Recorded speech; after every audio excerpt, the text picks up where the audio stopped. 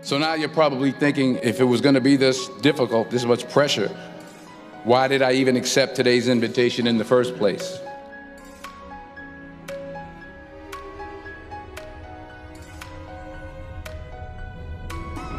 I had to be here. I had to come. Even though I was afraid I might make a fool of myself. In fact, if you really want to know the truth, I had to come exactly because I might make a fool of myself. Now, what am I talking about? Here it is. I found that nothing in life is worthwhile unless you take risks. Nothing.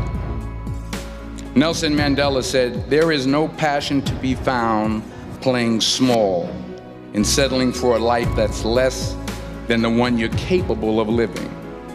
Now, I'm sure in your experiences in school and applying to college and picking your major and deciding what you want to do with life, I'm sure people have told you to make sure you have something to fall back on. Make sure you got something to fall back on, honey. But I never understood that concept, having something to fall back on.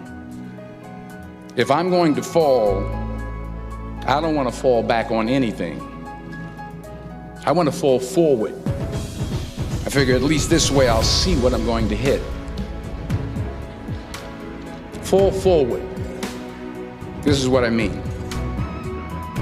Reggie Jackson struck out 2,600 times in his career, the most in the history of baseball. But you don't hear about the strikeouts. People remember the home runs. Fall forward. Thomas Edison conducted 1,000 failed experiments because the 1,001st was the light bulb. Fall forward. Every failed experiment is one step closer to success. You've got to take risks, and I'm sure you've probably heard that before, but I want to talk to you about why that's so important.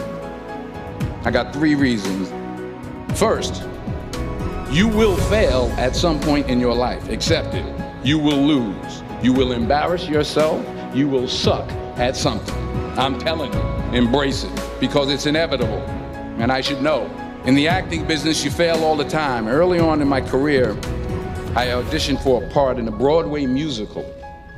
Perfect role for me, I thought, except for the fact that I can't sing.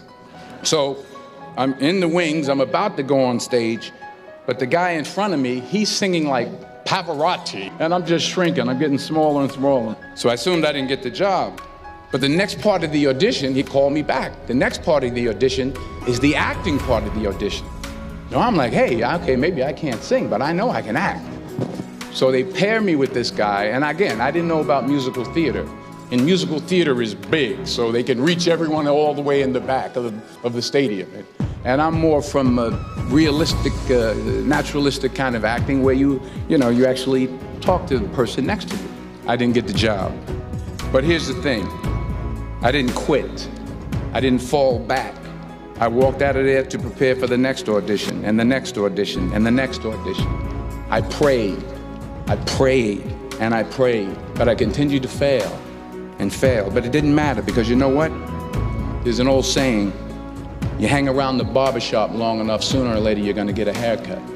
So you will catch a break, and I did catch a break. Last year, I did a play called Fences on Broadway. Won the Tony Award. But here's the kicker. It was at the Court Theater. It was at the same theater that I failed that first audition 30 years prior. The point is, every graduate here today has the training and the talent to succeed. But do you have the guts to fail? Here's my second point about failure. If you don't fail, you're not even trying. I'll say it again. If you don't fail, you're not even trying. My wife told me this great expression. To get something you never had, you have to do something you never did. Les Brown's a motivational speaker. He made an analogy about this. He says, imagine you're on your deathbed, and standing around your deathbed are the ghosts representing your unfulfilled potential. The ghost of the ideas you never acted on. The ghost of the talents you didn't use. And they're standing around your bed, angry, disappointed, and upset. They say, we came to you because you could have brought us to life, they say.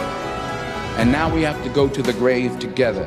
So I ask you today, How many ghosts are going to be around your bed when your time comes? And let me tell you, the world needs your talents. I just got back from South Africa. It's a beautiful country, but there are places there with terrible poverty that need help. And Africa is just the tip of the iceberg. The Middle East needs your help. Japan needs your help. Alabama needs your help. Tennessee needs your help. Louisiana needs your help. Philadelphia needs your help. The world needs a lot, and we need it from you. We need it from you, the young people, because remember this. So you got to get out there. You got to give it everything you got, whether it's your time, your talent, your prayers, or your treasures. Because remember this. You will never see a U-Haul behind a hearse. You will never see a U-Haul behind a hearse. You can't take it with you. So the question is, what are you going to do with what you have? I'm not talking about how much you have. Some of you are business majors. Some of you are theologians, nurses, sociologists. Some of you have money. Some of you have patience. Some of you have kindness. Some of you have love. Some of you have the gift of long suffering. Whatever your gift is, what are you going to do with what you have?